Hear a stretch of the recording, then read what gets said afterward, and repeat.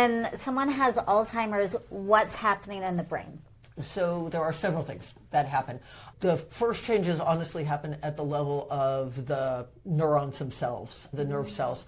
So you don't necessarily see those. People have changes with Alzheimer's disease in their brain 15 to 20 years before they manifest any symptoms. Wow. So you won't necessarily pick up on the earliest stages unless somebody happens to have a family history and they come early to a doctor and say, hey, I want to be checked for this.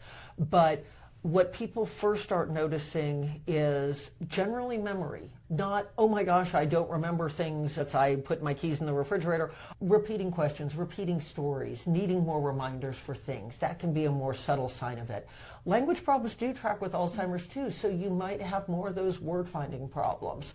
Yes, you can get changes in the visual spatial skills, which is why people might be more easily turned around. Somebody who used to be really good at directions is now more dependent on their GPS than they used to be. Or asking more directions. Okay, I know when I go to your house, I take a right, but what was that street that I go on? And then where do I go from there? And also, the executive function covers a variety of functions, especially paying attention and processing. If you're noticing somebody is having more problems preparing their tax documents or following a recipe or being able to do a multiple step task. I get people that say, I used to be incredibly handy. I could figure out what was going on in the house and I didn't need any help. I could follow it and I can't now. That might be a more subtle sign. But everybody's different and there's variation. So some people it's the visual spatial problems, getting lost, and having problems reading. We take for granted how hard it is to actually track a line of written language, but that might be their first sign. Some people, their language might be their first sign. They're just losing that richness in their vocabulary. So if you're noticing any changes, it's a good question to ask. The parts of the brain for memory, it's called the temporal lobes. Think of the brain like a fist. Where my thumb is, that's the temporal lobe. That attention processing, where my first knuckle is, that's the frontal lobe.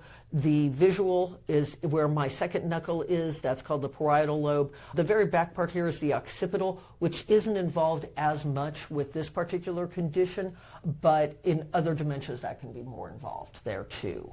And you can't predict anybody's progression. If somebody has a lot of what we call cognitive reserve, which is, yes, people who are more highly educated generally have more of it, but people who have been really challenging their brains and learning new things, even if they only have a grade school education, they could have a decent amount of cognitive reserve too. So it isn't just strictly off of, I have a PhD, so I'm better than this person who never had that opportunity. But the more of that reserve you have, the longer you're able to compensate. And when you do start showing problems, it's a relatively abrupt. It's going from here to here, as opposed to somebody who might not have that same reserve. They might have a more gradual. And you can't predict in year one of this condition, this will happen, year two, year three.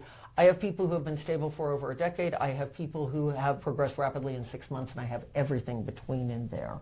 But memory generally is the main thing that people see as a problem when it comes to Alzheimer's disease.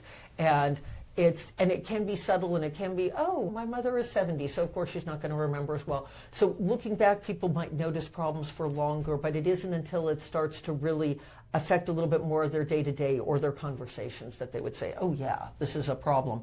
And memory is generally the one you see affected for the longest.